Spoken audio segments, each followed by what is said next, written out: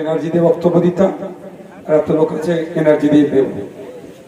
প্রথম একটা জিনিস আপনারা ক্লিয়ার আপনারা হচ্ছেন কি হচ্ছেন না আমি জানি না, তো একটা জিনিস ক্লিয়ার আপনারা হয়ে যাবে। বলে নাকি আমাদের বিজেপির টাকায় আমরা পরিচালিত।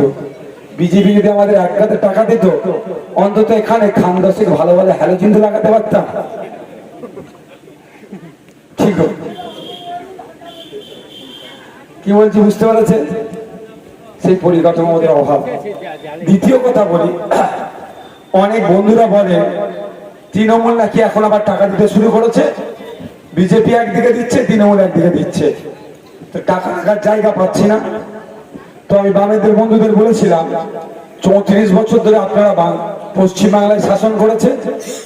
কংগ্রেসের বন্ধুদের বলেছিলাম 60 বছরের ঊর্ধ্বে দেশ শাসন করেছেন, প্রায় 25 বছর বাংলা শাসন করেছেন। তৃণমূলের বন্ধুদেরও বলেছি 13 বছর বাংলায় আপনারা আছেন, আর বিজেপিকে বলেছি লাস্ট 10 বছর